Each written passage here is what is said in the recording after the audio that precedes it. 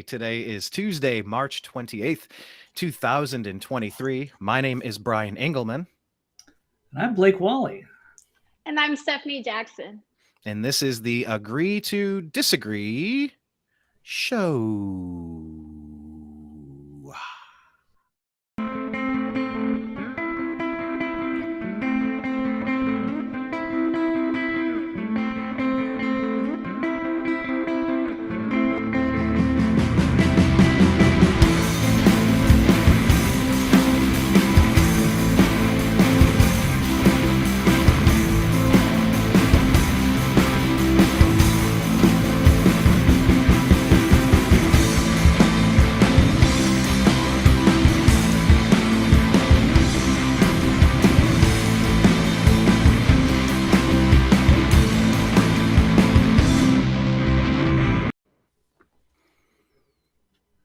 Hello, everybody. Thank you for joining us here on the New American Media because the old American media has failed.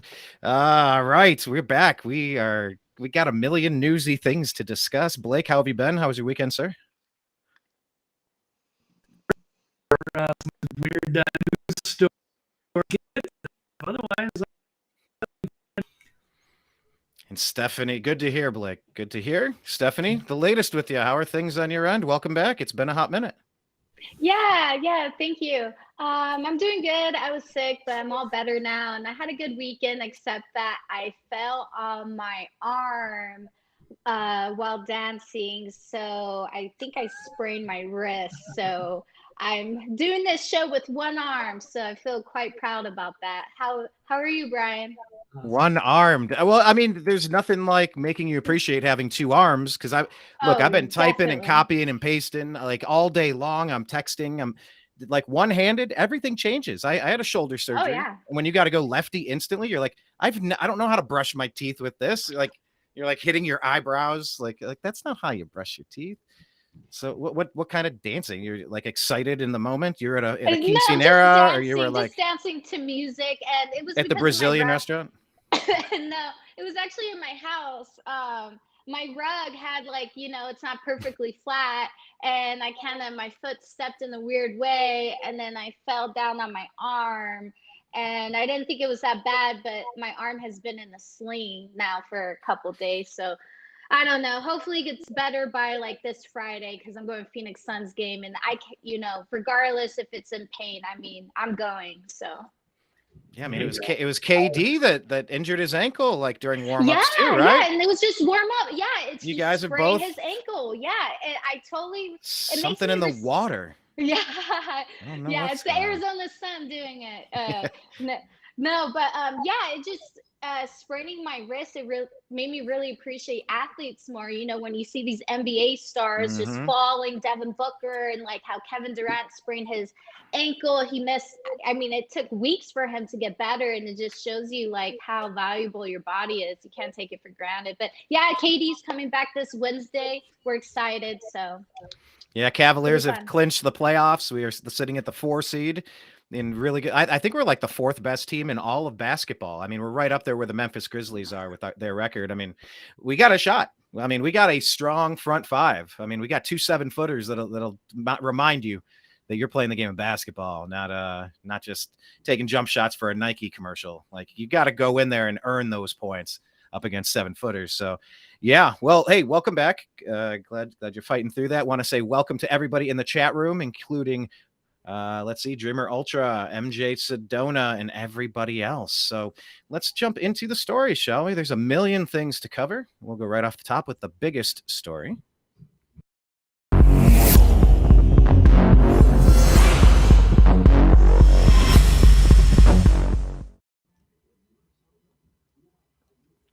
Well, this is a continuation of. Oh, by the way, before I get to the news here, want to remind you: join our account on Rumble. We are moving over from YouTube. We are enjoying what Rumble has to offer. The new American media. The new American media. Find us on Rumble. We need a bunch of you subscribing. Tell your friends real quick. Just copy it and paste. Go, hey, could 100 of you subscribe to this new channel really quick because we got to unlock the ability to broadcast and different things over there. I think it's more important than ever that we're connected on multiple platforms. So however you're finding us on Twitter at American_media_, Facebook deleted our company page without opportunity to, dispute that situation. Still no clarity on that. So you could be that fickle and be erased on social media. So make sure you're following us on Telegram as well, TNAM Chat in the New American Media. Instagram, we're still there. But yeah, join us on Rumble, please. Join us on Rumble. This is a continuation of a topic that was really big last week. I'm going right back to it just to give a quick update. What do we know? Blake, I'm going to toss this over in your direction. We keep hearing about this Trump indictment. Trump must have caught word of something is the theory. And then he said, I'm going to get arrested Tuesday. And then Alvin Bragg became the most popular person on earth with all eyes on him. Then they kind of paused things. Where are we at right now? What is the latest? I don't know if there's the latest. It sounds like they've kind of backed off on their plans now that they've had time to think it over. Now that they've dealt with the pushback and thought about the consequences of their potential actions. I think they're pulling back. I don't know if they can continue to do it. They might talk tough for another day or two, but I don't see it happening. Okay, so you don't think agree or disagree that Trump will be indicted soon? You would disagree with that? Yes. Okay. Stephanie, we haven't really had a chance to talk through this story. You've been gone for a bit. Any thoughts on how this has unfolded over the past couple weeks and where we stand, what you anticipate would happen moving forward?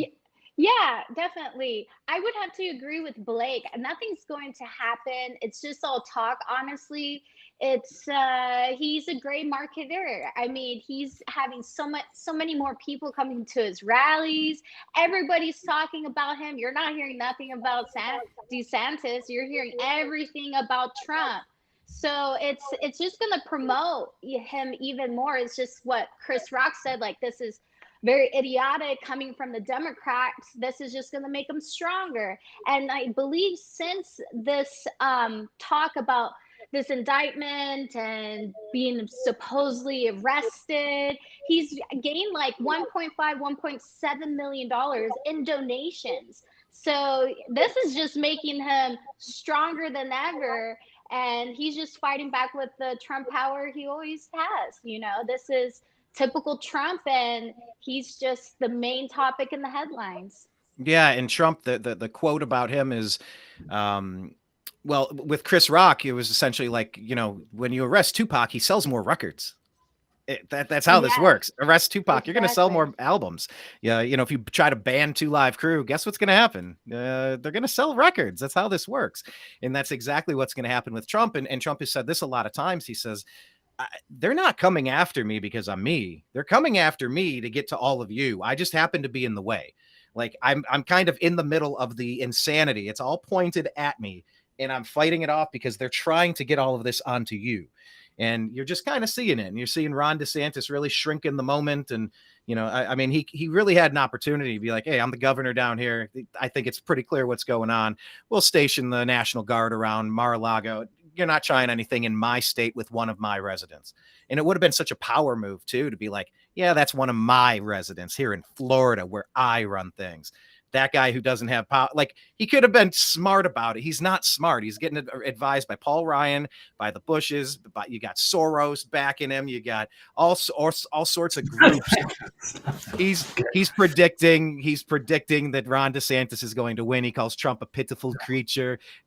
George Soros has made it clear who has a vested interest in winning. There's lines are starting to be drawn, but yeah, I think DeSantis, Ronnie D, he really had a chance to rise to the occasion and say, no DA from another state is going to come and mess with one of my citizens. Statute of limitations that's run out. It seems purely political with a man who's running for the highest office in the land. It's not happening. So I'm just drawing a line in the sand there. Ronnie D did not do that. Blake, I know you're chomping at the bit to get in there. I know you loved the defending Ronnie D. That's Blake's new pastime. Defending Ronnie D. Ronnie D is a good guy, but he's going to have problems going forward. I realize this is going to be a lost cause. He did not get endorsed by Soros. That's all I want to say is that he did not get endorsed by Soros. That is a myth. Well, I'm Right, he just wants clarifying. George right. Soros called Trump a pitiful creature. Oh yeah, he wants to Ron lose. DeSantis, I will Right. win the presidency, and that is also my my rooting interest. I may be a little biased because I don't like Trump. That's Right, what he's no. saying. He's not endorsing him. He's just saying everything I just said. So whatever you call Yeah, that, he he's hates doing Trump. that. He wants Democrats to win. He thinks DeSantis is a more powerful opponent and could beat Trump. Outside of that, there's no money or anything in it. But either way, DeSantis is DOA. He has no chance to run against Trump, and that's going to be because all of his money is going to come from the neocons, and he's just going to continue to take their standpoints. So he's already flip flopped on Ukraine, so he's just going to go more and more with whatever Fox News or his bad advisors are saying. Otherwise, he's not going to be able to run. He's not going to get enough money to go against Trump. So his best case would be to just stay out of the way, wait his 4 years, and then he can run in 2028. Otherwise, he joins up with the Karl Rove, the Paul Ryan, the neocons, takes all their money, and then becomes the villain. And then people will hate him by the time he's ready to run. So he'll be gone. So he would cause his own destruction. But Blake, the writing is on the wall right there. Why is Ronnie not understanding it? Why can't Ronnie D see what's like? Do you think he's already getting signs? Because he's got smart people with lots of money telling him he can run and he can win. And he thinks that he can present himself as a good alternative to Trump. And maybe that's true. But he's also going to destroy himself in the process.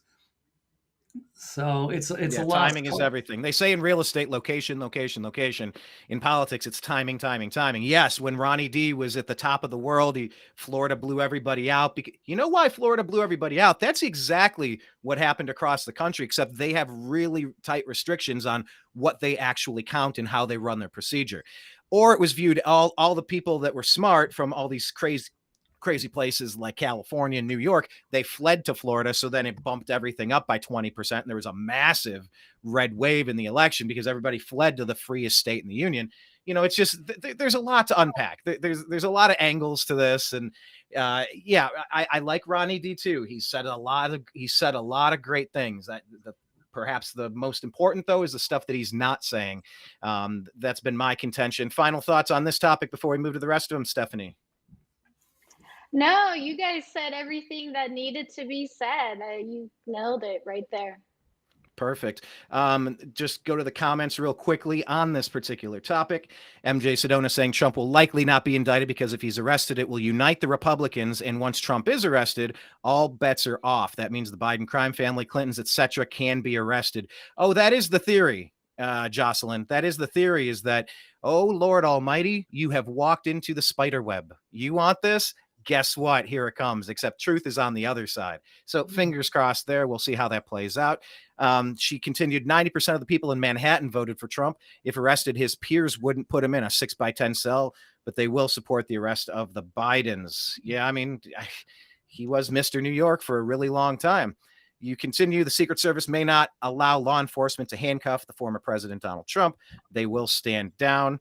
And then finally, that Soros is telling little Ronnie D that he can win. That's why he won't win if he runs. Yeah, pretty much. Oh, final thought here from Dreamer Ultra. Yeah, leave your chats. I love the combination of your thoughts filling in the blanks of topics we didn't quite elaborate on. But you said here, Dreamer Ultra, I can't be too hard on DeSantis because we will need him in the near future, just not in 2024. Yeah, man. So like, I need him to wisen up. He's got to sharpen up. He's got to smell the coffee. The writing's on the wall. There is no now. Like, there is a time, and there's a time to either uniquely have the power to wield the weapon of uniting the Republican Party against the enemies, or to destroy it. It's really a nation being held captive by Ronnie D. So will Ronnie D do the right thing? Well, when America opens up the door and says we have soda, OJ, purple stuff, ooh, Ronnie D. Will he do the right thing and unite this party and then position himself for 2028? Or is he really going to ruin things right now? We'll see. We'll see. I don't see it playing out any way positive if he continues this little song and dance thing where he's running, not running, running, not running. I'm Ronnie D. I'm Ronnie D. So anyhow, we'll see. I mean, the news could change in an hour. They could indict him in New York. We'll keep all of our attention on this topic, and make sure you're following us on Twitter at American_media_ because we tweet all these breaking news stories out in between our shows. All right. Well, that was a massive story that we had to cover from last week. So let's move along to the other stories that have unfortunately become pretty big in the past couple of days and we haven't had a chance to touch on yet.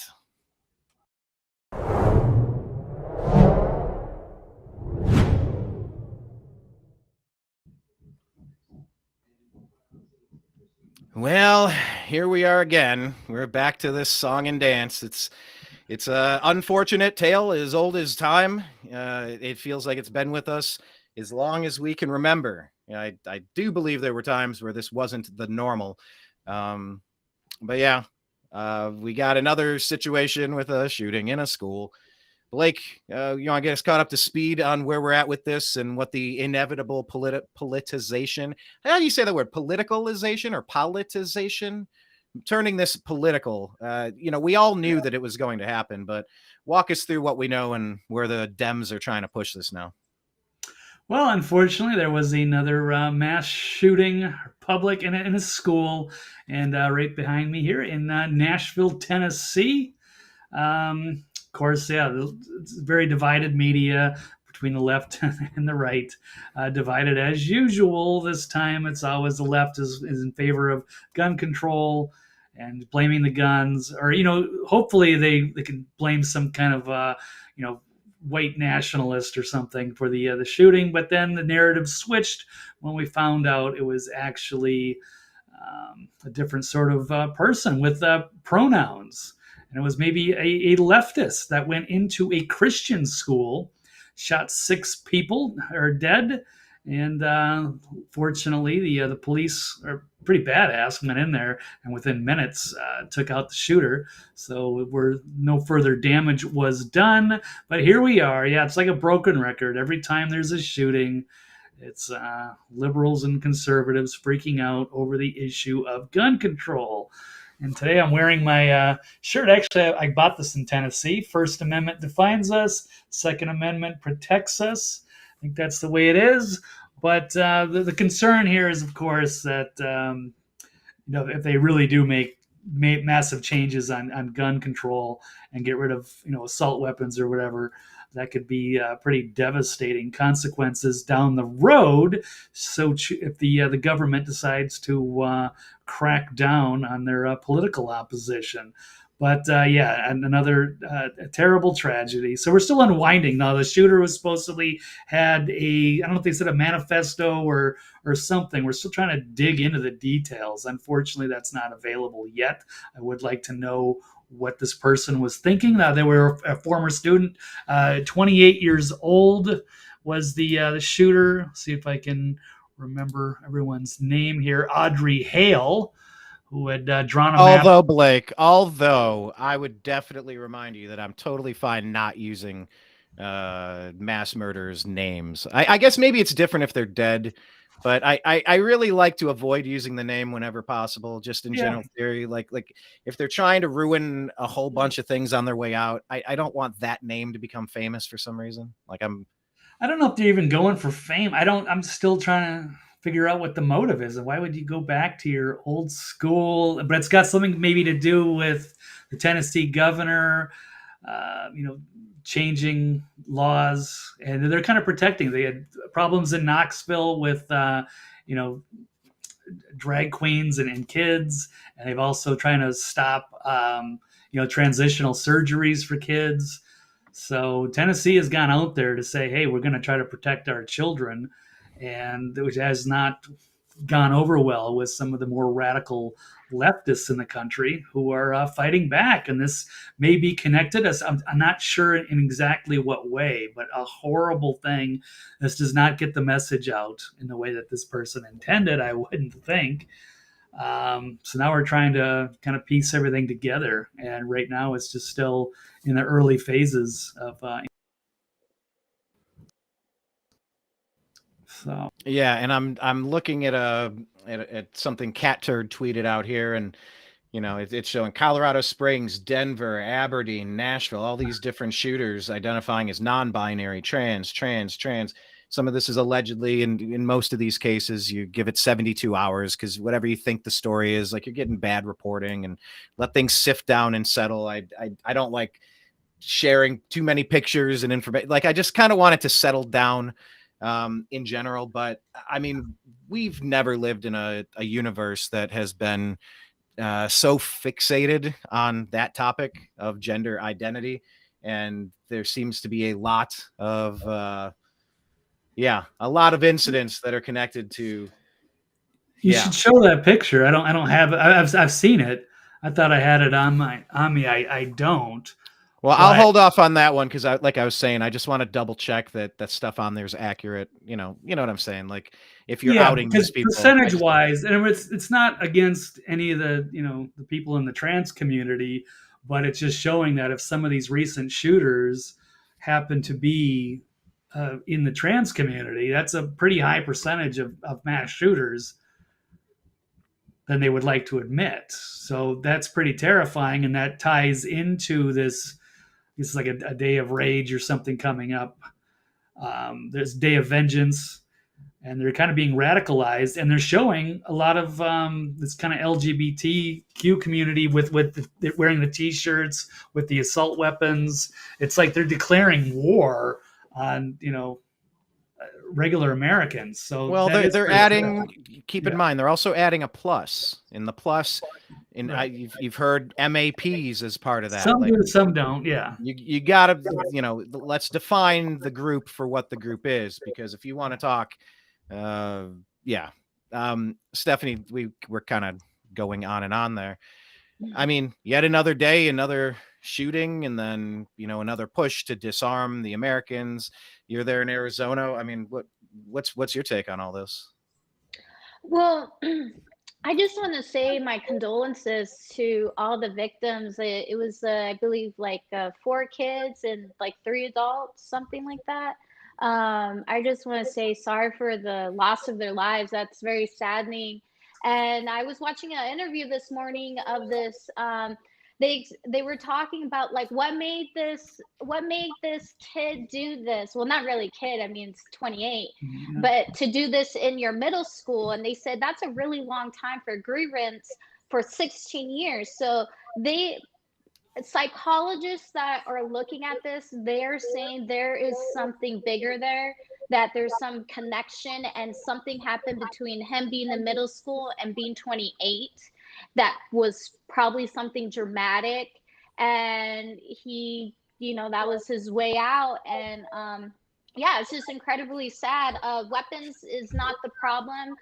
We will always have the right to bear arms. That is not going anywhere. What needs to happen more is more of mental health. There's all this talk of mental health these days. Well, I think we need to tackle it harder, because if this person was in a healthy state of mind, they probably wouldn't have done this. They've been thinking about this for a long time. They had a map of every entrance and exit of this school, so they were very well prepared. They've been thinking about this for a long time. So to go snuff out 9-year-olds. Like, what kind of evil are we talking about? Like putting this type of energy into snuffing out 9-year-olds. I mean, if you talk about like the largest demon you could imagine, the most demonic presence, the most grotesque force in the universe, I mean, that's it right there. Like a 9-year-old, like okay, like that's just. There's you can. Chris Rock makes some jokes about, I'm not saying, but I understand. And it just, there's nothing to understand about going after 9-year-olds. You could imagine if there was some altercation and things got heated, and in the heat of the moment, someone lost their temper and did something they wish they could undo, or what, to this day, I don't even care. I'm glad I did, whatever. But like, at least you understand. Just going in and going after maybe, apparently, allegedly random 9-year-olds. I don't know. I mean, if they were specifically targeted, that's obviously different. I don't know all the details of the case, but Yeah, man, it's just awful, and it's just awful that people in lying legacy media, social media overlords, underlords, and the Democrat Party, they want to take these opportunities to say, look, because there's monstrous evil forces out there in the world that could attack at any moment. The best way to defend ourselves against them, turn in all your opportunities to defend yourself. It's the most illogical solution you could ever imagine. There will always be these types of crazy people, monsters that will go attack, not even 10 years old, little kids, dude. It doesn't get worse than that. So the answer is to make sure more people have the ability to instantly lash out and stop a threat from anything close to them. That's why we all need to be proficient. We all need to be ready. We should be more ready right now as we're on the verge of World War III than we've ever been. We need to be prepared. We need to be proficient. We need to be skilled, and we need to have some practice, and we need to be brave. We got to be right, with our soul or whatever that is, because it really is a battle of good and evil. There are just monsters out there, Blake. And speaking of monsters, go over to this one. Do you agree or disagree with that Christian school? They just didn't pray enough to stop the attacker. Well, that's going on that awful tweet that's since been taken down. And let me see if I can pull that up. But it was from one of the radical leftists on Twitter. Let's see, do I have it? I thought I did have it. Maybe I don't. Oh, I do. Okay, let me just switch this over real quick. There's Blake and his famous clicking mouse. I'm going to get you a silent mouse for Christmas. No, Brian, I did buy one, but the movement on this thing is so fast that when I was trying to load up the show, it kept popping me out of the studio. Well, I don't have time to mess with it yet. So it's quick. It's very smooth and slick, but it's very. Yeah, I have one. I have one. I feel like it started going backwards now. Right. It's just I scroll it one way and it does the opposite of what I needed to. I'm like, I didn't change the setting on this. How do I change it back? And it's so annoying. I don't even use it. I just use the trackpad. It's like, remember, I'm only getting this because you're wearing headphones and you're like hypersensitive to clicking here. I'm very sensitive. I'm a sensitive man. I guess so. No, I lost this thing now. Oh no! See, I was doing all of that to buy us some time while Blake went and found it. Right. So I can't multitask. I've torpedoed the segment. All right, this is all me. All right. The problem is I'm using two different browsers. I don't know. I have some kind of issue with Edge and the Google Chrome, but here it goes. I do have it here. So let's. Okay, we're back in the saddle again. Gracious. There we go, people. I'm just doing the thing. You know what? I know you don't like it, but it's gonna have to be done. All right. Infinity. Here we go. Information liberation. Is it possible they weren't praying enough? This is of David Pakman. He's mocking Christians murdered by the trans shooter in Nashville. And it was like the ratioed. It had so many bad comments on it that he finally took it down.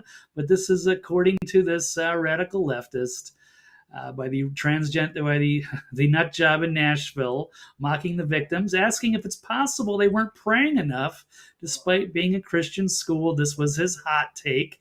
Didn't go over well. Very surprising there would be a mass shooting at a Christian school, given the lack of prayer is often blamed for these horrible events.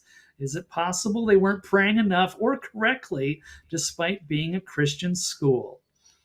So, I don't know, Brian. What do you think? You're more of the more of the standout Christian here on the panel. I don't know about Stephanie. Well, first off, let's not call me a standout Christian. Those are some lofty goals to accomplish. But yeah, who is this Pakman guy again? Where is he from? I know his name. What he slithers out of his hole. He gets the slime out of his eyes and he gurgles a little bit and then goes back into his hole. But why do you know him, Pakman? What is? I can't remember. He's probably outspoken against all these shootings with like a typical leftist. So they just find these things to chime in with their DNC talking points. He's got 1.66 million subscribers. Are you sure it's not 1.666? Yeah, pretty much. And he's fully monetized, unlike us. He can put out his terrible opinions and doesn't get in trouble for it. Well, I mean, if that's the way that guy wants to live, I mean, if I mean, have at it, buddy. That's the beautiful part Why do of we have? that's the beautiful part of this country. Say your piece, I guess. I think it's pretty lame. I think it's weak. I think it's pretty gross. And if it was a joke, it fell flat. And you know, there's not a single Christian who's claimed that they believe in God because God makes sure that bad things never happen. That's never been any teaching from any church I've ever been to. So, you can take that non-starter and shove it up your ass. Yeah, it's terrible. That's my thought. 9-year-olds killed. Yeah, and we can show some of the other articles here. It's pretty disturbing.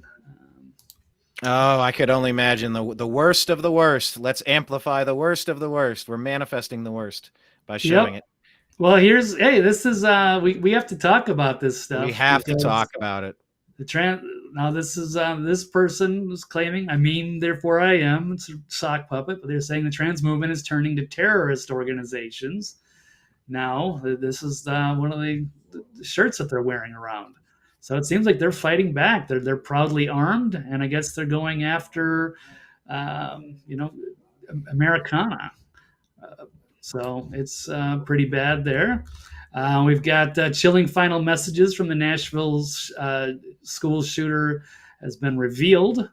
So they were, it's amazing at their own Covenant school in Nashville, where they seemed to be a good student and somebody liked. So it's unclear. I'd like to just know why they would do things. You brought that up. Why 9-year-olds? How does that get your point across? How do you get so disturbed? And they announced it. She had a friend, Hale's friend, Variana Patton, reportedly received messages Monday from Hale saying she no longer wanted to live and that she would be on the news later that day. You'll probably hear me on the news after I die. This is my last goodbye. And so unclear. So here's the text sending this out. So they had a death wish, and they decided that was the day they were going to do their attack that they had been planning for. They said they had a manifesto, but still have not seen that quite yet. Let's see. Andy No has put out a lot of information on this. Some good threads identifying the attacker, showing some of the graphic footage from the brave officers that were there. We also got some good articles out of the Daily Mail, who puts out a lot of the pictures. Unfortunately, this poor little girl here was, I believe, was one of the victims. So the families that were affected, the head of the school was killed, and along with this custodian, Mike Hill, of the 6 victims. So there's more of that. It's just an awful tragedy. And this is like really awful, just seeing this poor little girl, a terrified child on the school bus after they had to be evacuated. I mean, this is going to traumatize all these poor kids. And for what? Is this supposed to be in favor of having kids get surgeries, or is this because the Christian school was too conservative? I don't understand the motive here, but I don't understand how this would persuade anybody from taking on this cause. This does nothing except terrorize communities and turn people against you. Wasn't very well thought out, so this could be mental illness, but I wouldn't think it's about blaming the guns, which they, of course, like to do. So I don't know what else I wanted to show. There was one more I had. Did you guys see this one with Alex Stein, 99? No. No. He had he was at I have that. Yeah, there was a child trans rally in San Francisco, and he showed up, and they were basically just they threw coffee at him, hot coffee in his face.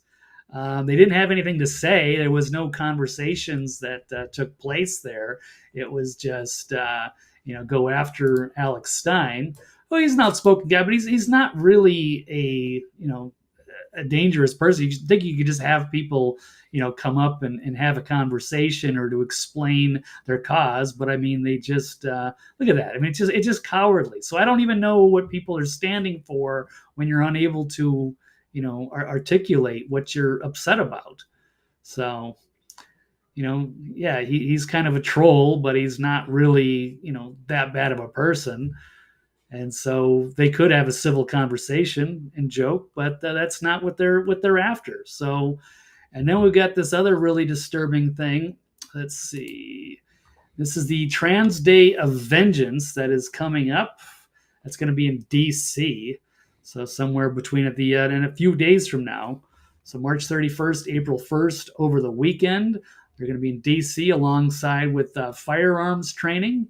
So I don't know if this is a call to action was part of the the thought process of this person shooting up in Nashville. But this is a what does that say? What does that say at the top? It says to stop genocide. What is that referencing? Yeah, so apparently they think that they're under attack or it's stop trans genocide. I don't exactly know. It'd be interesting to to get their point of view and to have a talk about things before we resort to violence, which should be the absolute last cause. So no, that's clearly an exaggeration, unless they think genocide is a pretty aggressive claim. That's absolutely. But this is the kind of propaganda that they put out. So I'm saying that this shooter was radicalized by this crazy leftist propaganda. This is from a couple weeks ago.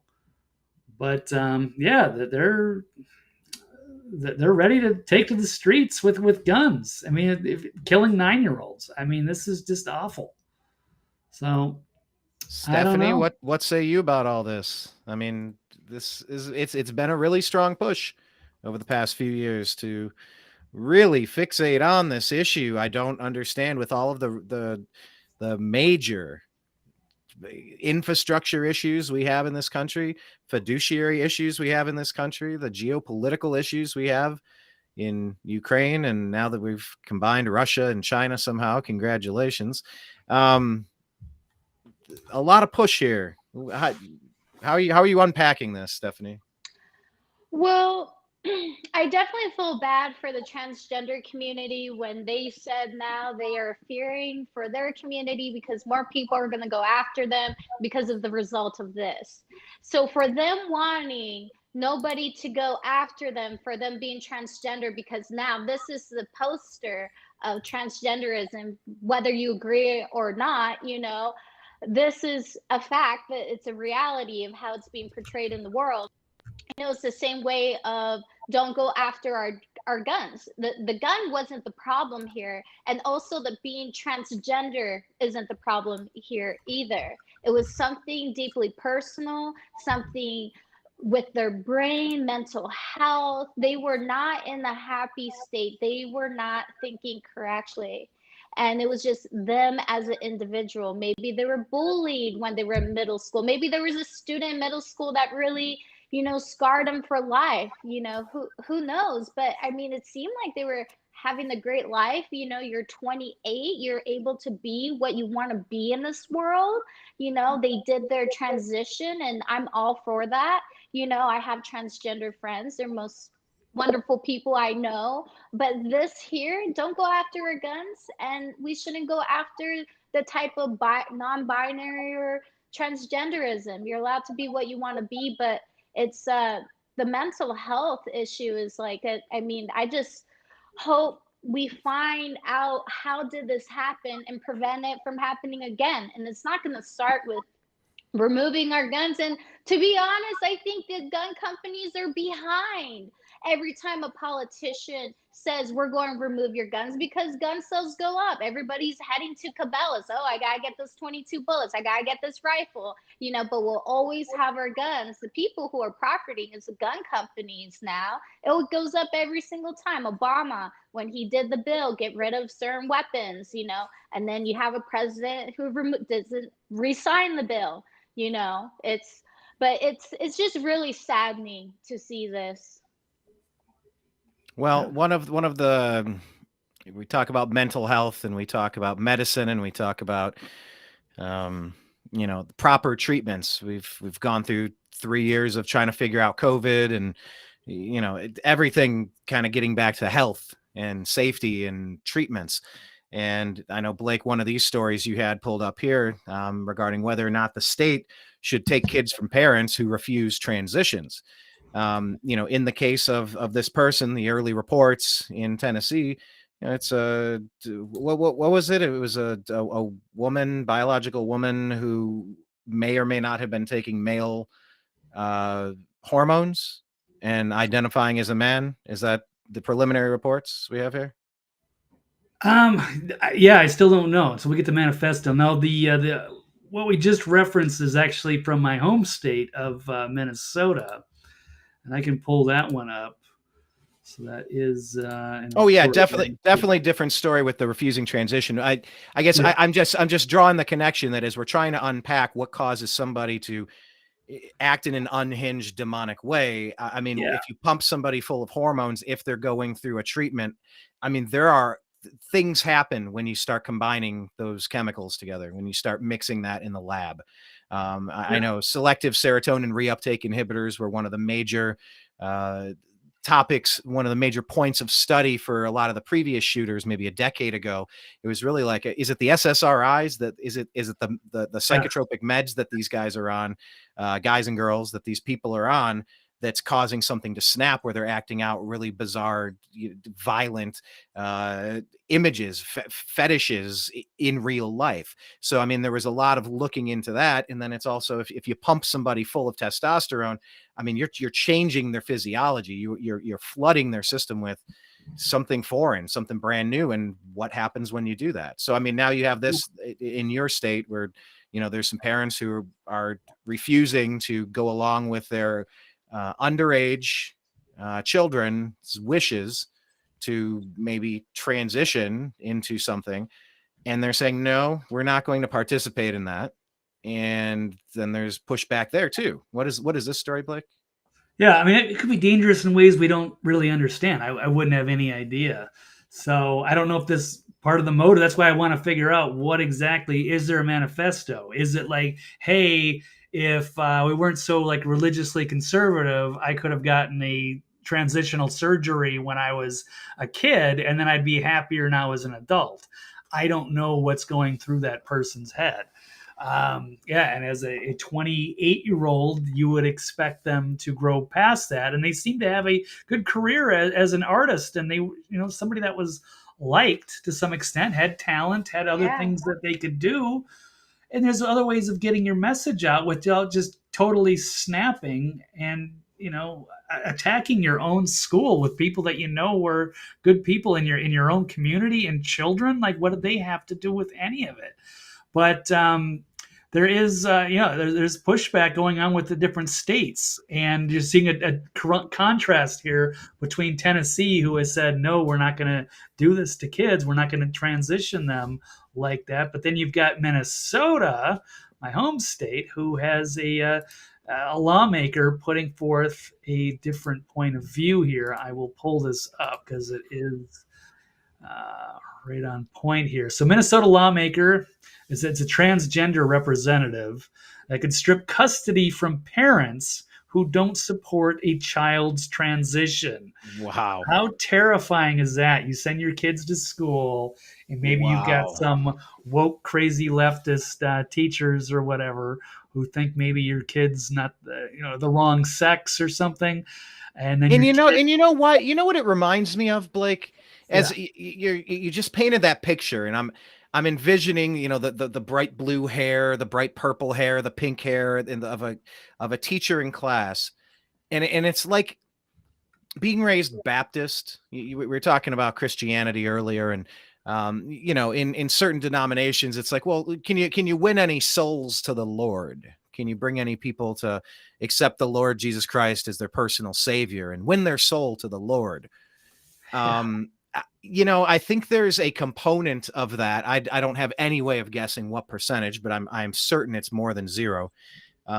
A percentage of people in that group who want to win souls to their Lord. They want people to join their team.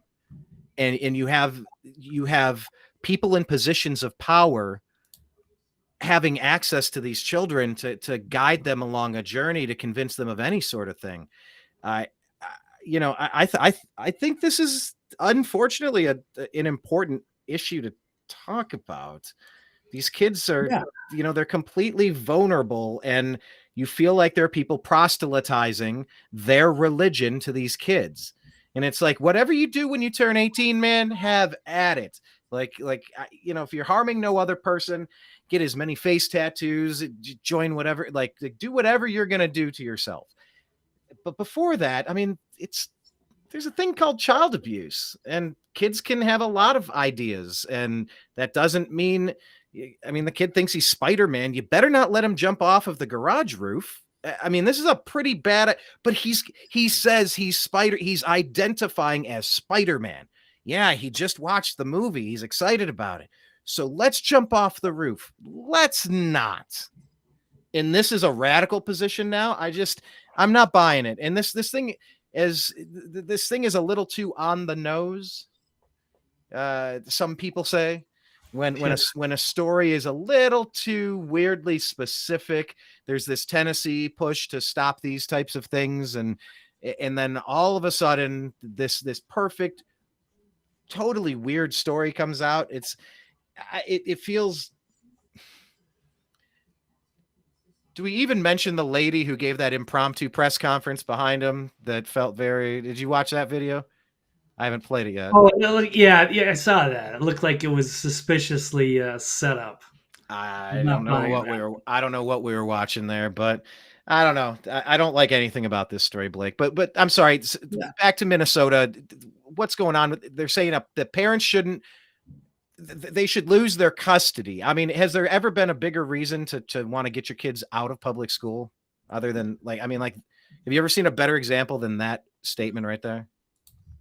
No. I mean, this should be terrifying to anybody. I mean, I don't know. I'd love to get a trans perspective on what's going on here. So, but I mean, this is put forth by a transgender rep. But I mean, I don't know.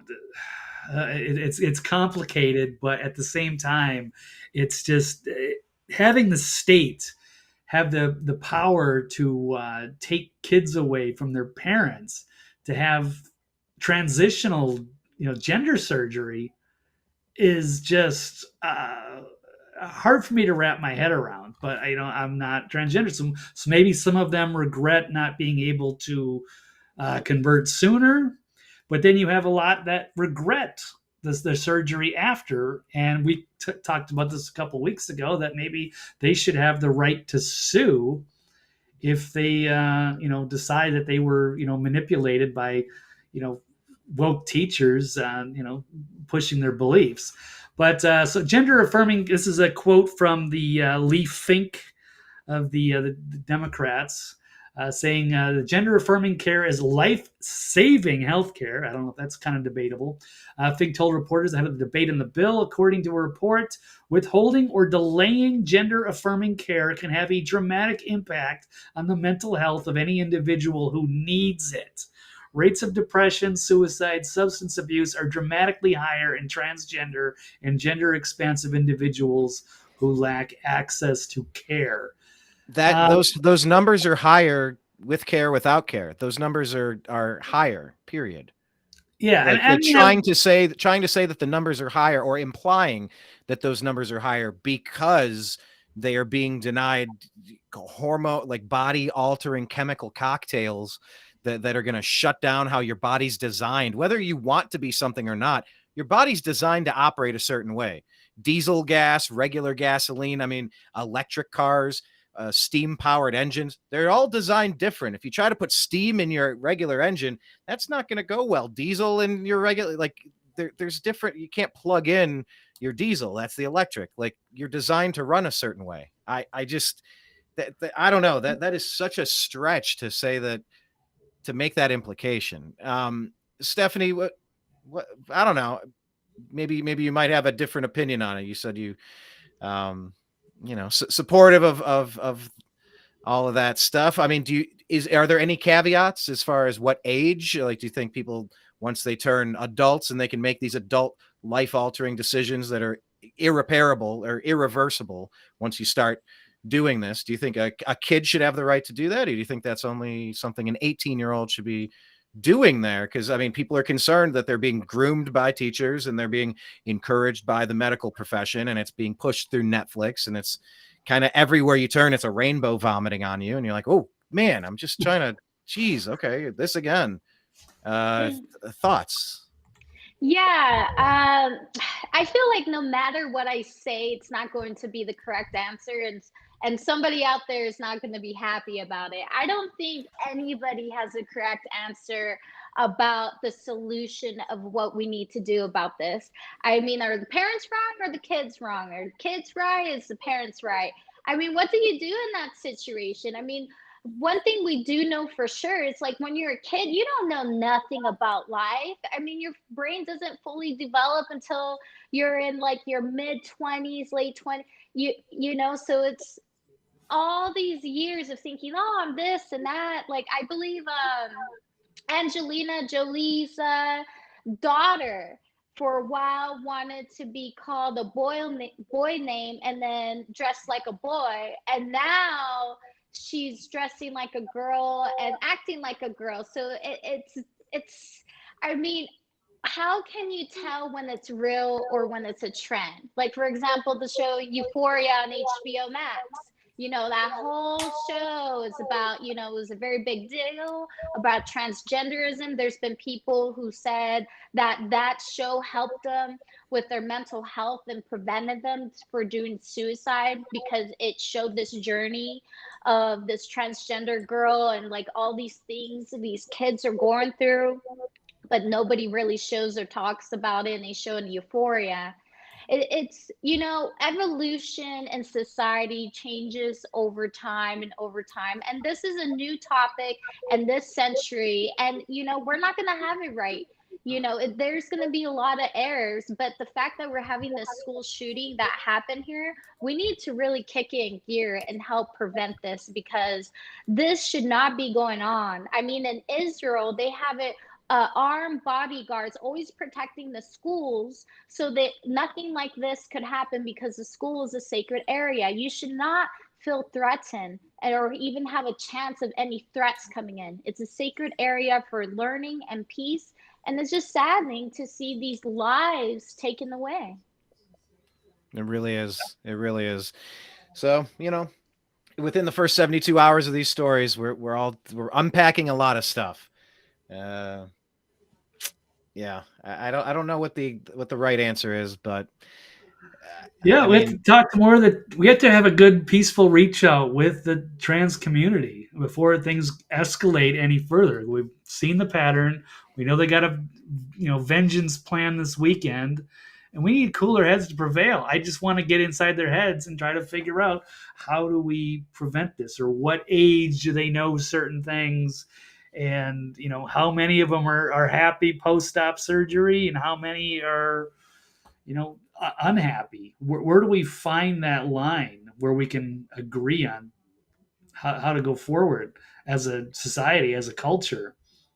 So I don't know if it's... Well, that links in perfectly with our next story here, political discourse.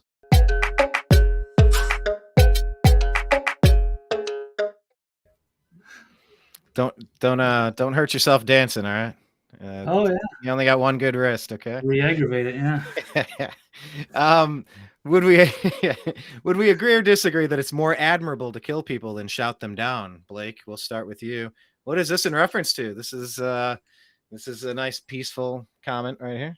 Yeah, this is from was it an Indiana professor, so Wayne University, something like that. You posted this a day or two ago. Oh, I did. Brian, and then you've been posting several links about it, and it's quite disturbing. And we've seen it on multiple platforms because it has to be talked about, and it's also very fascinating to me as somebody who kind of considers myself on the left and a lifelong liberal, how disturbing the leftists have devolved over the years.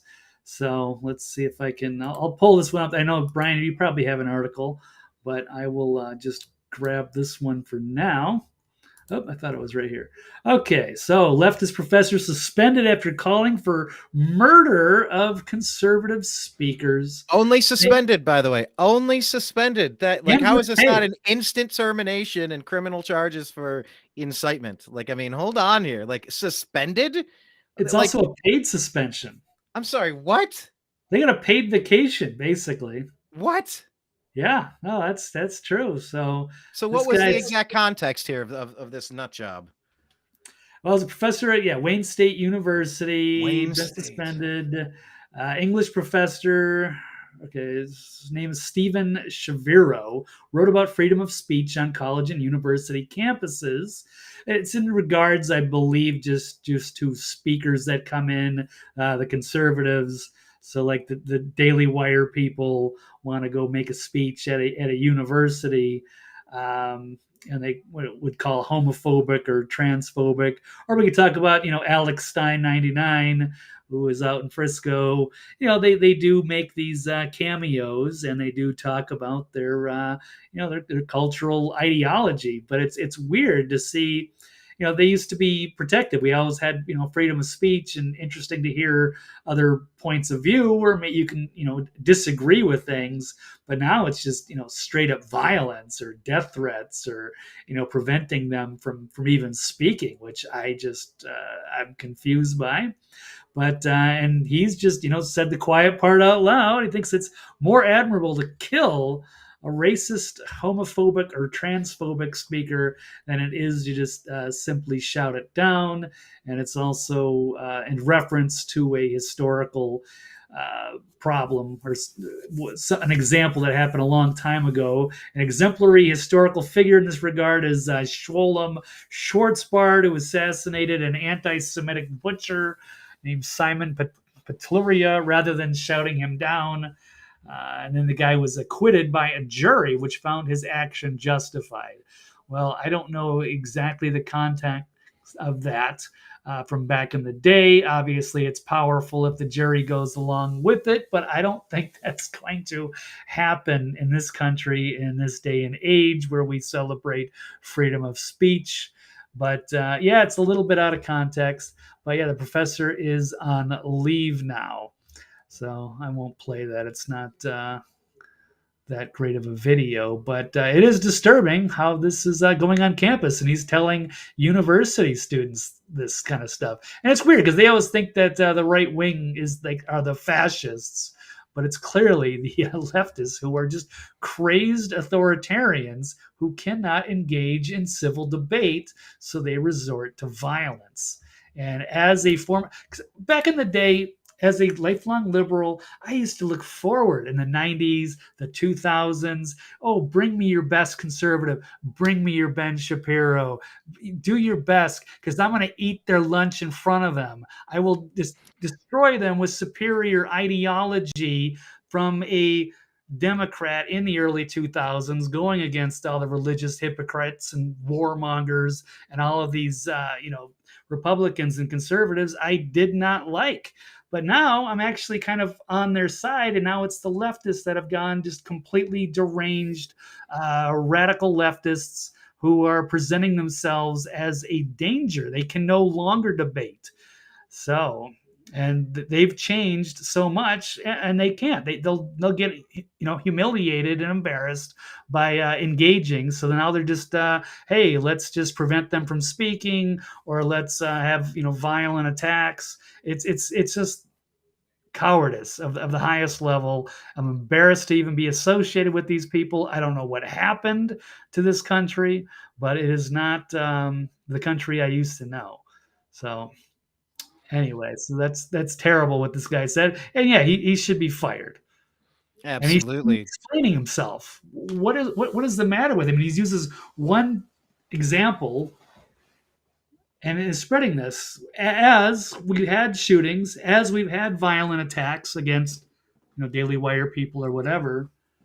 This is not cooler heads prevailing.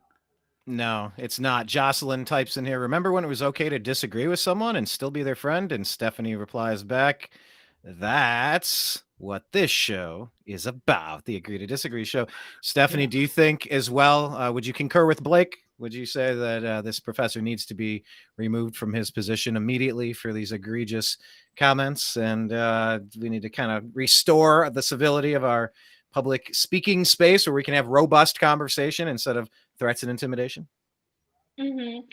I completely agree with Blake. That is absolutely insane. I mean, to put the thought out there to go and murder somebody, it's like, did you just see with the school shooting? Imagine if he told that person, hey, go do this. They probably would have, depending on that day of mental health, or you're in the bad mood. That's how all these things happen. And that is not healthy at all. Like, imagine if it was the opposing side. We say this all the time. And we said this, oh my God, you would hear it nonstop.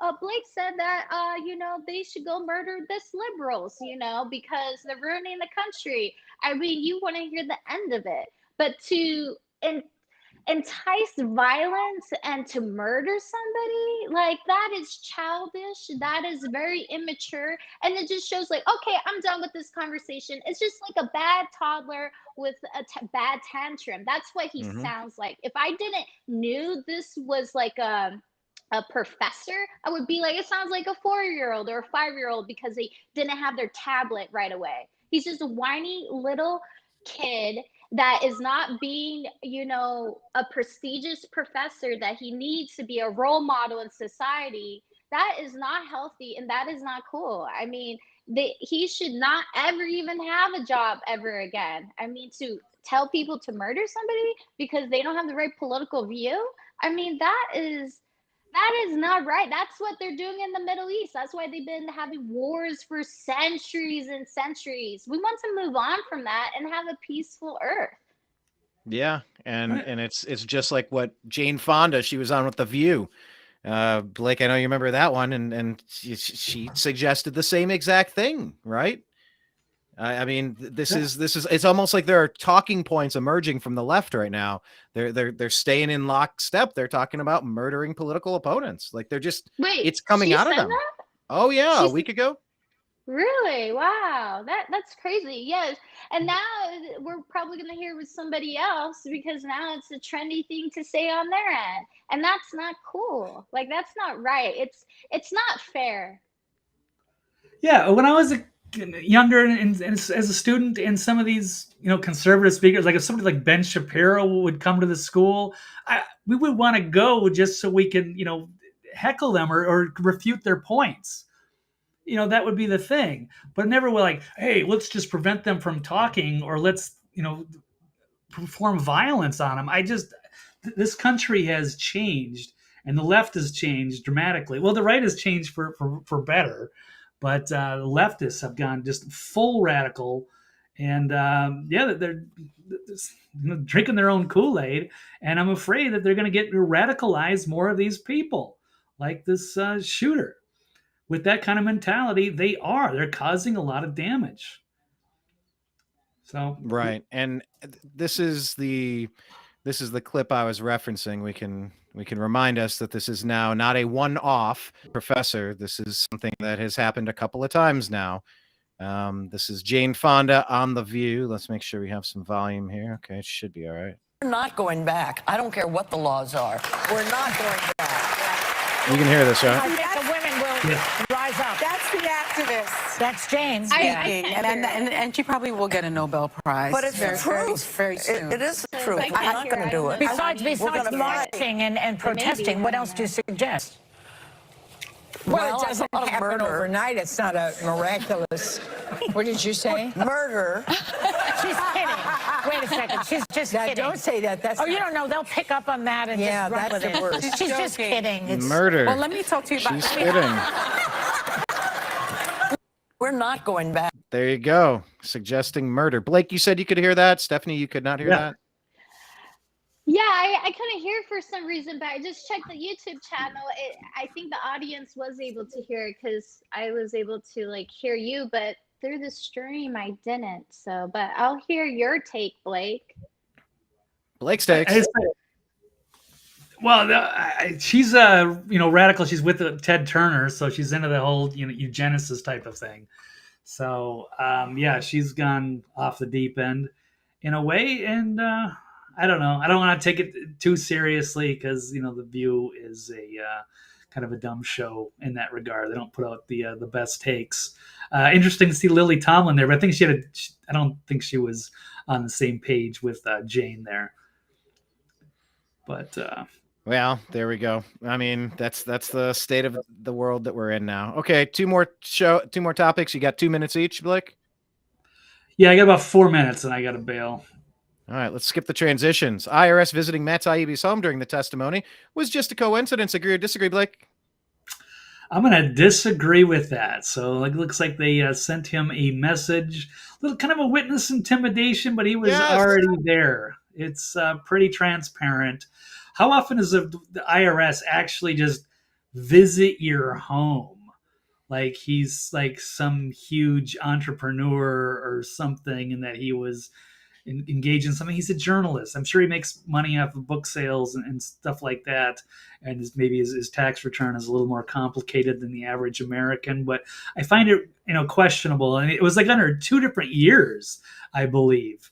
So I don't know if they're just forming some kind of an audit or whatever, but you don't want to see the IRS weaponized to go after your political opposition. And he didn't do anything wrong. He's just doing his job. It's great that he gets the opportunity to be involved with the Twitter files and get to disseminate and to see all of this information that they've been hiding from the American people for so long about the censorship of political opposition again on social media.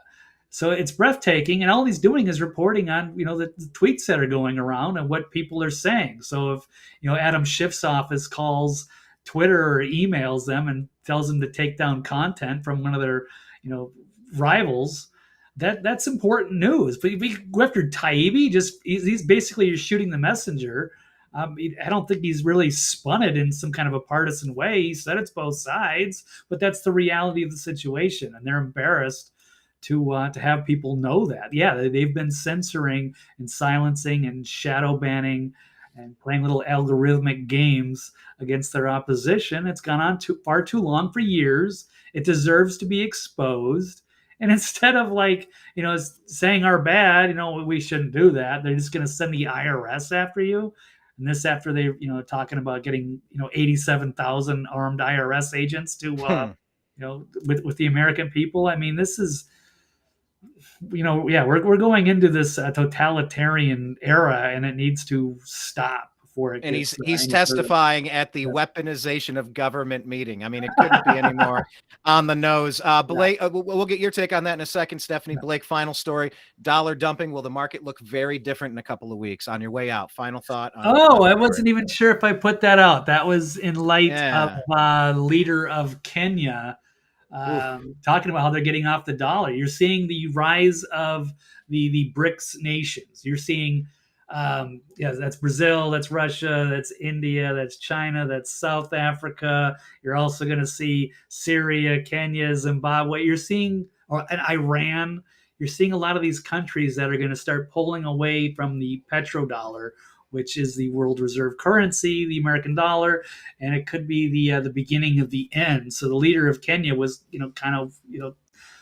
quietly warning his people that the dollar's on the way out. And, so what's the hedge, Blake? Where what are you supposed to do if you have a few dollars? Where do you put it so it doesn't disappear? What do you do, man? What is this? Well, the popular saying is, the gold, the silver, the Bitcoin.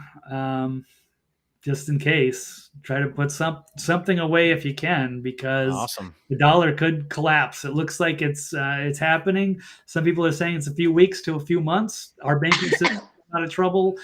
European banks are just in the just as bad, if not worse.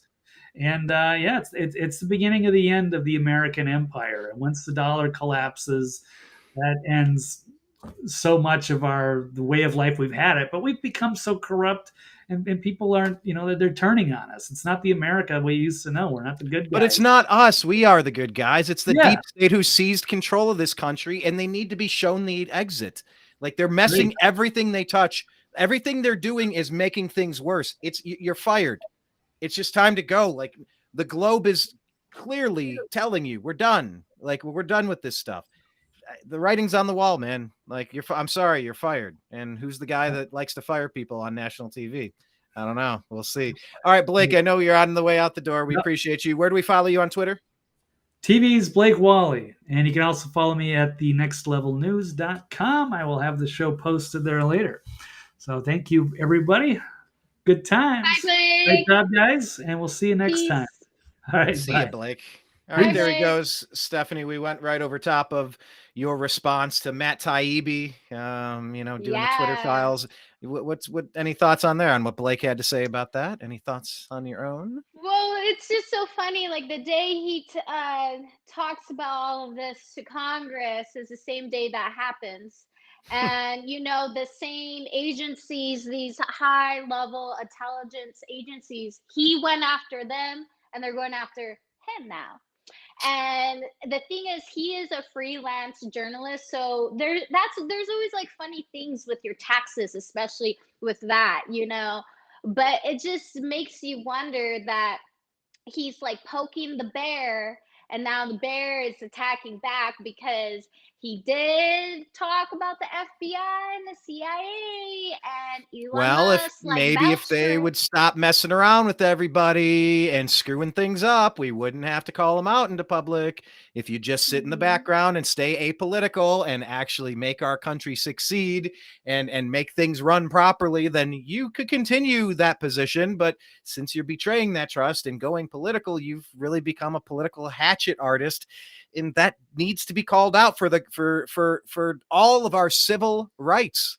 We have civil rights. And when that is blown out of the water, like JFK in a limousine, perhaps, I think it requires some attention. I think it's a little worth a little bit more energy than we've been giving it, because it's not the people in charge. It's just the puppet, the strings that are being pulled. People are intentionally making poor decisions that are harming us. And this is the third Barack Obama term. This is the most honest Barack Obama term of the three. And we're seeing it. We're seeing the results. And I asked this as a question of the day, and I think it's another good question of the day. And I could toss it at you, Stephanie. Can you name one thing that's better under the Obama administration compared to the previous administration? One area, whether it's transportation or geopolitics or finance and economy, or we're talking energy independence, we're talking about a secure southern border, we're talking about, our Second Amendment rights not being under constant attack. We're talking, can you name one area where life is better with Joe Biden at the helm? I mean, Barack Obama at the, Soros at the helm. Yeah. I would say my favorite thing during the Obama administration was there was one moment where President Obama released his iPod playlist of all his music, and I checked it out, and it was a pretty nice playlist. Besides that, I'm like, not much. Since not much. Yeah. So it's very weird. And Taibbi is definitely an example of, we want 87,000 agents and we want to target our political enemies. Yeah. It's like, this is not how a government is supposed. Like, you need to be removed from power. You are abusing your power instantly. And, you look geopolitically, moving to that second question that I asked Blake, his final one. The world markets are starting to say, we don't want to be attached to the US anymore. You guys are nuts. You guys are reckless. You're frivolous. You're untrustworthy. Like, this is what our deep state is giving us, a global situation where we're pushing allies away. We're trying to force a world war in Ukraine for some reason. Like, we don't belong there. That's not our situation. But we're blowing up pipelines, allegedly. I mean, like, everything is kind of in chaos right now, and it's very intentional. They really want this. And now you see the markets, they're responding. if this goes bad and the dollar collapses, I mean, we're talking something unprecedented here. Yeah, and it's just like how we had our housing crash in Hmm. 2008. It doesn't happen like completely overnight and like immediate. It starts like a drip, drip, drip, drip, drip, and then bam. Just the same with like COVID, and I think that's what's going on right now. I think we're obviously still healing from the whole COVID thing. I mean, this even though you could think of America as its own economy, we are connected to the whole world, like you said, and they probably are getting sick and tired of us because of just this how things been in the past. So it's I could definitely foresee like another. I mean, all the properties went like super sky high, and especially in Arizona, and now you're seeing them chipping away 15, 20, 60 grand, 100 grand. And now you got this huge inflation. That's the main killer right there. So it's I don't know. I mean, it would take a lot for the dollar to collapse, but I mean, anything is possible in this day and age. I mean, the Great Depression, I mean, people were there trying to get money out of the bank and they couldn't. So if it happened then, who says it can't happen again? You're right. And Dreamer Ultra says here, working with people around the world has become much more difficult in the last few years. In short, they think we are a joke now. And part of the reason, Jocelyn says, a government proudly announcing its First Amendment violations is a government that will feel justified to weaponize the tax code against its unclean opposition. I mean, when you're seeing all that stuff on the world stage, I mean, you have the president of Mexico laughing at the United States and calling us out. You have saying, well, at least in our country, we're not, and they're using the Democrats' talking points against us as a nation. They're like, you guys don't have your house in order. They're taking all these, exaggerated claims of evilness just to destroy this country apart at the seams for temporary political power. Common sense, decency be damned. We've become a laughing stock. We definitely have.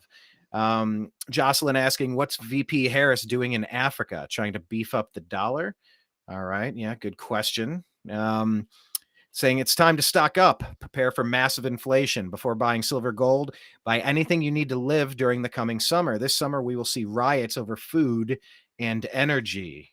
Are you stocked up, Stephanie? I on a few things, but I mean, it's always good to be stocked up anyway, but I do need to go to the grocery store this weekend. I want to get like a big, like a 5-pound thing of rice and beans, which is Mhm. really healthy for you anyway. And then if you can't get that stuff at the grocery store, we've seen that with COVID, it's nice to have some food like that around and water and all that. I mean, it's not bad to stock up. I mean, toilet paper doesn't expire. When COVID Mhm. went down, I was actually one of those people said, oh my God, they're probably like, we're not going to be able to get any of this stuff. I actually prepared 2 weeks prior, and my mom and my grandma, everybody in my family thought it was crazy. My grandma was like, well, toilet paper doesn't go bad. And then 2 weeks later, bam, you couldn't get that for months, and I was like, who's the crazy one now?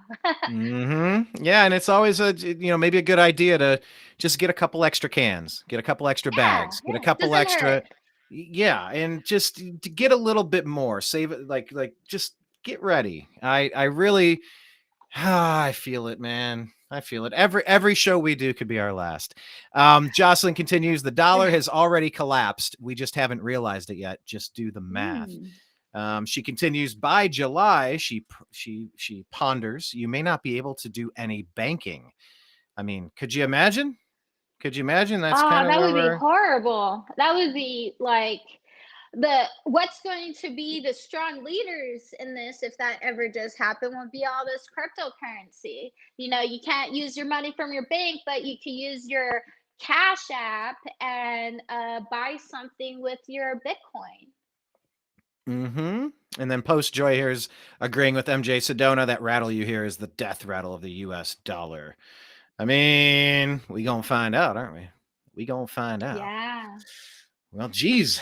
All right. Well, ending on a really promising note there, but all right. I don't know. How do we wrap this up? We've got Well, to the comments. You got. I Oh yeah, think there we go.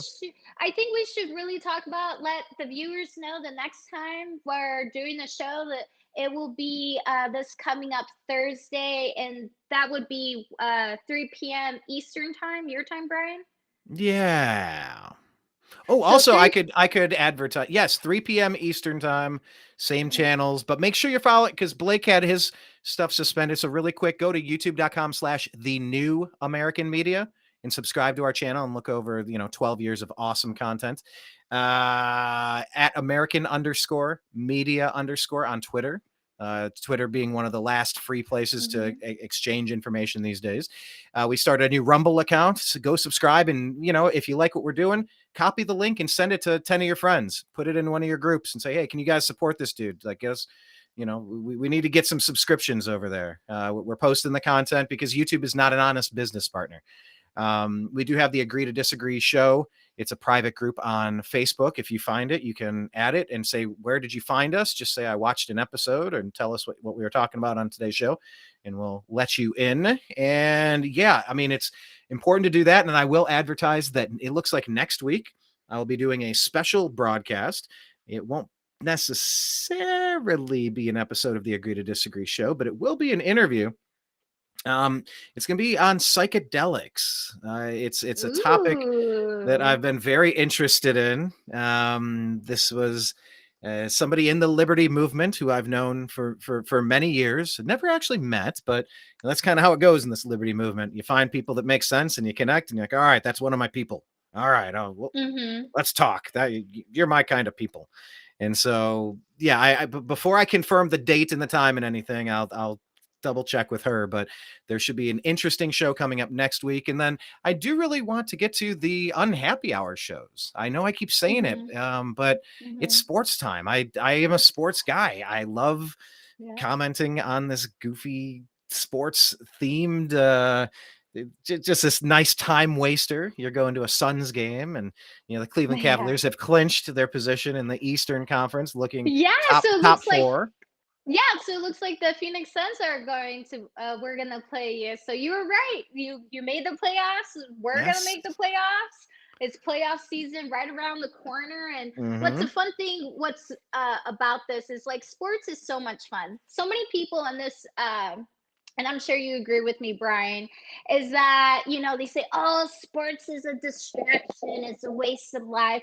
Of course it is, but what's wrong with that? I mean, people sometimes you pick and choose, and what's more inspiring to see athletes that are the best version of yourself going just at it. It's fun, it's inspiring, gets your mind off like this crazy world, and just have some plain fun. I love what Dreamer Ultra is doing here. He goes, playoffs? He's talking about playoffs? I just hope we can win a game. Do you remember that one? It was the Indianapolis Colts coach. Yeah. Playoffs. Yeah. And then they mix the video together with Allen Iverson, and he's like, we're talking about practice, man. Not a game. Not a game. We're talking about practice. Playoffs, practice. Practice. Playoffs. Practice, man. Yeah, playoffs. That was great. I just hope we can win a game. Great. Yeah, that's nice. Playoffs. Talk about playoffs. I just hope we can win a game. Who was that coach? I can see him. The Indianapolis Colts coach. His name. Dream Ultra probably knows the name of the coach. I keep thinking Jim Irsay, but it's not Jim Irsay. Anyway, but yeah, I love that about sports. It's supposed to be something that unites. We've really become a bitter, divided nation. I think it's all education. It all goes down to academia. I think it's the teachers unions. I think it's the teachers unions combining with the Democrat Party, pushing stories through legacy media, working in tandem with social media. Those four are the exact same thing, and they are just driving us off the cliff. They are dividing us at every opportunity. They are extremely detrimental. If there is a good-natured intention behind some of the reasons why some of the things are happening, I implore them to pause, take a step back, and look. When we said, name one thing that's been better under the direction of this Crazyville, and you're like, I got nothing. Nothing is better. Sports was supposed to be the place you sang the national anthem. And then look, Nike, ESPN, ABC, Disney had to really push that divisive. I'm going to take a knee. Well, look, it's nonviolent, so I guess it's not offensive. Yeah. It's like, don't do that shit here. Don't do that here. Don't bring that here. Come on. This is, like you said, teaching being a sacred place. Look, I know there were fists raised in the Olympics. I know that Muhammad Ali stood up against, he was being pulled, trying to get drafted, and he opposed the war very vocally. And, politics in sports has always been a part of sports. I get that. Yeah. I get that. But aside from the super extreme one-off occasion here and there to really need to make a stand over something, politicizing sports has really turned most of America off of sports. Like, the amount of damage being done to these brands is almost unmeasurable. And that's the part where LeBron and Michael was asked about politics, and he's like, look, Republicans buy sneakers too, to paraphrase. And it's like, stay, like, come on, like, just get big, we're not saying don't be, but anyway, it's just like, there's a difference between going to a football game and you have that moment of silence and they have the big American flag and somebody sings the song and you take off your hat and you all just kind of, as 80,000 people, shut the hell up for a minute. And you just kind of, all right, look, we're all together. I know you're a fan of the other team. All right, but it's bigger than that. It brings us together for just a minute. And it's like, dude, don't take a knee during this. Come on. This is supposed to be as sacred as the schooling sites. Don't indoctrinate kids. Don't warp their brains. Don't try to win souls to the Lord and get them to be on your team. And come on, like you got to leave some space for like the sport to be the sport. Let the kid who, what, where, when, why, the reading, writing, arithmetic, the basics, teach them how to think, not what to think.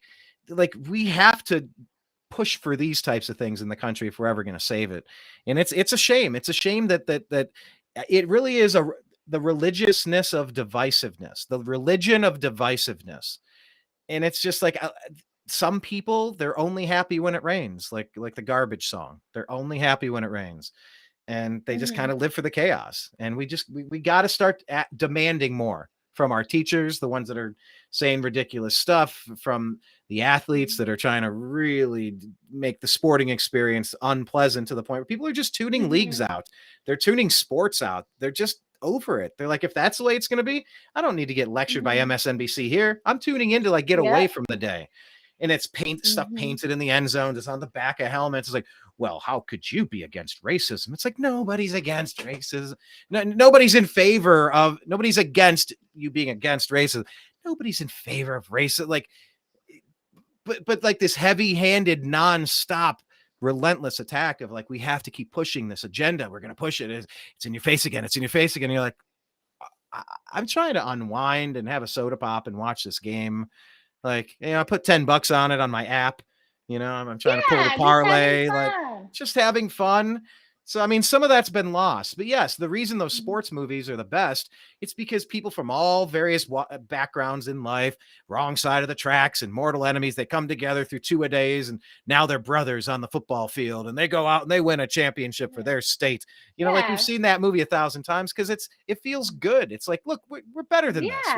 Here's great morale. Something to aim at. Hard work ethic, being disciplined, striving for greatness and working as a team and being respectful to one another, because you can't win, if Devin Booker's there being an asshole to everybody else. No, he needs Chris Paul. He needs Aiden. He needs Kevin Durant, everybody on that bench thinking and acting as one. Yeah. And that's kind of contrary to what they have been teaching. That what they've been pushing is everything must be division. Yeah. And that's the part that, I mean, we have. Is there any hope to unscramble? I feel like the eggs might be scrambled there. Once they're scrambled together, you can't really undo it. Is there any way to undo this, to get back on track? I mean, just leading by example. It's like, yeah, I could turn off the NBA and the NFL, but I'm still gonna watch it because I still want to be represented as a person. I'm not gonna let nothing stop me because I'm not overly sensitive. It takes a lot for me to get frustrated or mad because I understand the importance of being patient. Unless when it comes to food, then I'm the worst person on earth. Hangry is a real thing, guys. Being hangry, Hangry. but I was thinking earlier as well. I was thinking because you mentioned, what did you bring up? Something entertainment, that there was a show coming out. What did you say? Something in the entertainment realm, that they're making something. Do you remember what Dungeons I'm and talking? Dragons. Yeah, you brought up the movie. Oh, okay. And I Yeah, was like, Dungeons and Dragons. so the Agree to Disagree show is really breaking down news stories of the day, trying to unpack what we know, Yeah. what we don't know. And like, there's a rhyme and a reason for it. But like, I do envision like a tight 30-minute show that kind of hits on different topics, that kind of does a little bit less of the deep dive that we do here. And so in that Yeah. version, I could see you participating in sports and fashion and entertainment, like in some of those realms. Does that sound about right? Yeah, absolutely. That's what I want to do overall. That's where the icing on the cake is. I definitely enjoy being on this show with you and Blake, the Agree to Disagree show, because these are topics, like you guys always say, it's important to talk about it. And Mm-hmm. and there's quite a bit of shows out there, and there's not many where they talk about it in a healthy format. And I think I would have to agree, regardless if you're a Republican or Democrat or liberal or just whatever you are. You know, this is like a healthy show to listen to and enjoy. I think everybody here is welcome. We're not always going to agree, but that's what it's called, agree to disagree. And Exactly. yeah, I think you guys are doing great. We need more of these shows out there. Well, thanks for that. Appreciate that. And I said I had the name Jim Irsay in my head. It was Jim Mora. Here we go. This is one of the most epic 22 seconds of football history ever. And that was yes, a disgraceful performance, in my opinion. We threw that game. We gave it away by doing that. We gave them the friggin' game. In my opinion, that sucked. What's that? Playoffs? Don't talk about playoffs. You kidding me? Playoffs? I just hope we can win a game. It's one of my favorites of all time. So thank you for. That's so awesome. Yeah. Were you thank familiar with Jim that quote? Ultra. Yeah. Did you have? Yeah. Okay. Yeah. That's. Yeah. Some That's things are like Jim super big Ultra. in my world, and I just don't know if they're big in other people's worlds. Yeah. Well, it's not. But you should share this comment. Post Joy posted just. She said this just in. If you want to share that, Brian, because that's I think worthy to share real quick. Yes. Her previous question, it's on a delay here. I pressed the button. There we go. She was asking, in sports, are they still refusing to have the playoffs in cities where there are people who believe in the Bible? They have politicized. They took the All-Star game away from Atlanta because they didn't want guys in ladies' restrooms, and now the game's gone. It went to Colorado. You're like, what? Really? Oh yeah, and it happened in did not know Charlotte with about the that. NBA with the NBA. And so they don't want Oh. biological men in the stalls with little girls, and it's like, this is something that we're going to wield Wow. all of our political influence on. Like, this must be a thing to. I don't know if that's so I get her point there. Yeah. And then she is saying, this just in. Is there anything on Twitter Yes. about this? Deutsche Bank is on the brink of collapse. Story on Market Watch. So Deutsche Bank. Yeah. I mean, good Lord. It might be time to go to Costco, everybody. Mhm. Yeah, I just I meant it when I said every show could be our last. Like the power might not come on tomorrow. We're in a World War III that we don't want. That's so scary to think about. Well, I'm saying it because if this is the last time we talk, I just want to give you guys a heads up. This is a good time to put a little bit of energy into training, go to the range, pick up a few items, make sure your place is as secure as it can be, make sure you've connected with your neighbors, make sure you've made a couple purchases to filter water, to wash clothing, enough trash, but like think of what happens if the power doesn't come on. I know the cyber attack was one of those things that the World Economic Forum was kind of like, in the year 2026, we will have a cyber attack. And that's Mhm. cool, but, like, a cyber attack could just mean the power doesn't come on. Like, think of it differently. It's not just, "Oh, my internet's down. That sucks." It's like, "No, no, no, your lights aren't working," and just, Yeah. it is terrifying to think about, but, I mean, you got millions of people flooding across the borders, potential sleeper cells, and you're all out there listening, right? You're all out there, and Mhm. you're gonna have to be an asset, not a liability to your neighborhood, and you might have to be asked Mhm. to step up and protect the people you love the most in your country. Um, Mhm. you know, uh, too much, Stephanie? A little too much No, of a I'm just there like thinking like because I always think about like what I'm gonna do like if shit hits the fan, and I always have a plan, but it's like I'm not really like prepared, so I'm there thinking like, okay, what do I need to get? What do I need to do? Which is not bad to have. I mean, imagine if you were super well prepared when COVID happened. You wouldn't be a mhm. person being like, oh, I'm freaked out. You would be calm. Everybody was freaking out, not able to get this or that at the grocery store because that wasn't like it's not normal to see that. Not in our generation, but I mean, Mhm. up until recent times, life used to be pretty tough, and, you might wanna get something in paper. You might wanna, Ooh, I I've heard of that about that book. That's from National Geographic, right? yeah, that one is. And I'm not Yeah, that's particularly nice. endorsing this one over the Yeah, others because I have yeah. several. But if the internet doesn't come on, like you might need a quick reference guide for all sorts of things, every topic you could imagine. And so the cool thing about these, it's like they've been in the Arctic where you need to stay warm. You got to build things. You got to stay dry. When you're in different Mhm. environments, when it is dry and you're trying to find water and ways to get food and trapping and you know, Yeah. basic medicine and trying to help if something happened and you had to, it's just there's a lot of reckless people who've been engaged in reckless activities for a lot of time. And if the chickens finally come home to roost, I just want our Mhm. audience to be among the most prepared possible. So, our challenge to you out there in the TNAM universe would be to go out this week and do something to level up, learn a new skill, polish an existing skill, get a generator, get some solar, get some more water purification. Uh, just do something to be a little bit more prepared than you were yesterday. That's going to be good advice regardless. And if the dollar collapses, all that stuff is going to be super expensive. So if you put your money into things, those things will maintain the value, so you could then exchange them at a rate that kind of keeps up with inflation at least. So, yeah, I don't know how this is going to play out, but my God, it seems like all signs point to huh, danger. Will Robinson, danger. Um, Mhm. let's see. Post Joy saying, learn how to barter.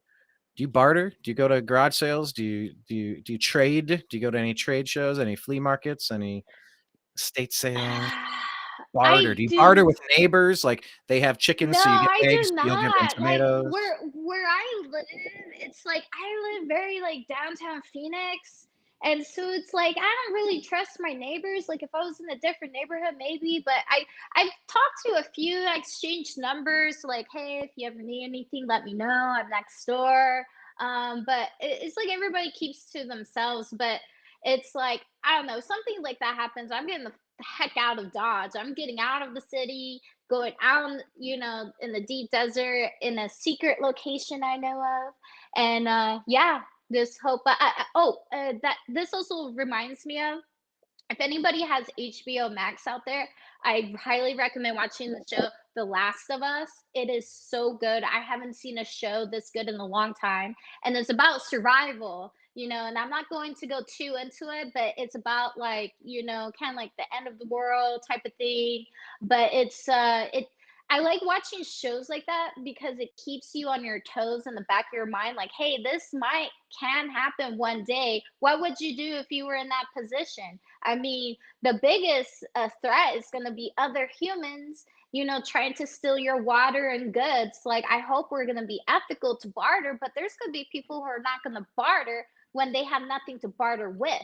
But the one thing they do have is weapons. There's a lot of people out there you can't trust and bad people who just don't care about the other person. So, but yeah, The Last of Us, highly recommend on HBO Max. Post Joy. So I'm gonna need your HBO Max login so I can watch that Yeah, episode. yeah, And then you also definitely. said I need For Hulu, sure. right? Because that's South Park. Yeah, well, actually, I just realized they have the South Park on HBO as well. They own the Hmm. rights of Comedy Central, so I was able to watch the episodes on HBO because my Hulu expired. But yeah, I'll give you my login. I just forgot. I would watch both of those. And by the way, fun fact: Be great. you may remember when we had our first guest of the new rebooted Agree to Disagree show. We had Ford Yes. Fisher from News to Yeah, Share. Ford. Yeah, Ford Fisher was great. Yeah. Yeah, he was out this past weekend, and he was filming. Okay. What the heck was it? It was a queen story time thing, Hmm. and it was armed rainbow people there, and it was a Wow. protest, and it was a lot of it's like it's become militant for some reason, but he was out here, and we were having barbecue. What was that, yesterday, day before? And he Oh, got a you were phone. hanging out with him? Yeah, Oh, yeah, cool. Cool. and he got a phone call, and it was somebody from South Park Studios looking to license some of his footage for the season finale on, that would be tomorrow, right? Wednesday? That's how quick they do Yeah. their episodes. I got to talk Yeah. with him. I don't know that there was an update, but I think I need to watch this episode because they might be using some of his footage from January 6th in the Really? final episode, and Wow. they I were can see saying, them like, doing that. Yeah. they were like, they may superimpose and put the characters into that scene, or they may turn that scene into cartoon. They haven't quite figured out what they're doing with it yet. So anyway, I just figured you'd get a kick out of hearing that story as well. Um, but yeah, so yeah, Last of Us I got to watch, and then if I'm logged in, then I'll check out the South Park as well. Because you said I missed the Meghan Markle episode, and then there was another good one. Yeah, Ford and then Ford was I was in the car with Ford, and he's like, you should watch the last one. It was where Cartman opens up a hot dog stand or something, or a lemonade yes, stand, and then yeah, a hot dog, and he can't find yes, workers, and he goes, it was ye- an awesome episode. yeah, And literally yes. 5 minutes later, he got the phone call that they wanted to use his footage. We're like, we Wow. manifested that. How the heck?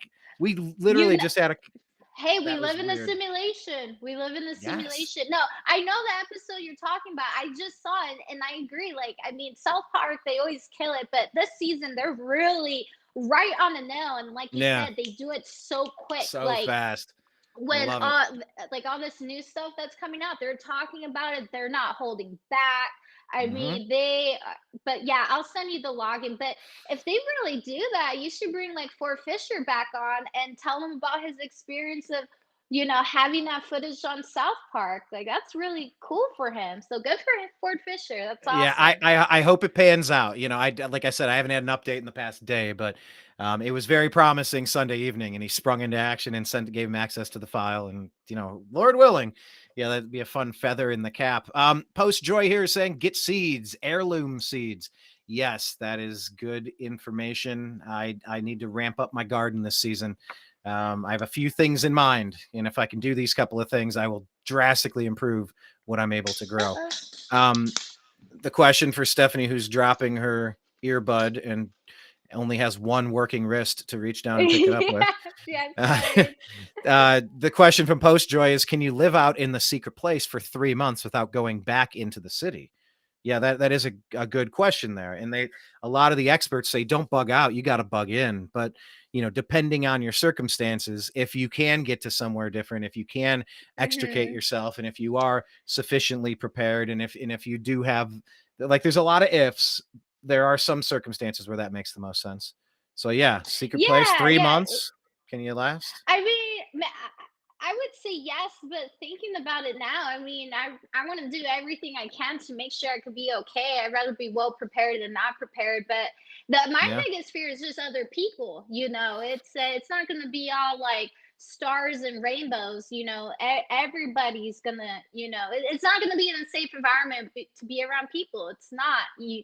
Um, I wouldn't trust anybody in that moment unless you really, really know somebody that's Hmm. on your side. So, but yeah, yeah, I think I'm probably ready to go soon because my other earbud might die in a little Well, bit. the final thought here from Post Joy, you're way ahead of most, and she worries for those who are not prepared. There's a lot of militia in Phoenix area, so that's good for you too.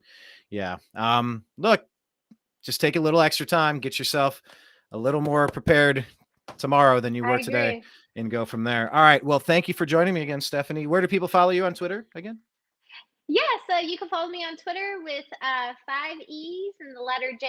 I will follow you back. I'm always excited to meet new people and share ideas. And where can we find you, Brian? That would be at American_media_ on Twitter. Rumble, subscribe to the Rumble. We need to get past 100 there really quick. The New American Media, youtube.com/the New American Media. The New American Media.com is the hub. I'm going to update a couple of things there because there's some new content perhaps on the way. I'll give you more information soon. But yeah, more content coming soon, from sports to psychedelics to music and more. So signing out for today, Tuesday, March 28th, 2023. We appreciate you, and we'll talk again soon. Peace. Thank you, everybody. Bye.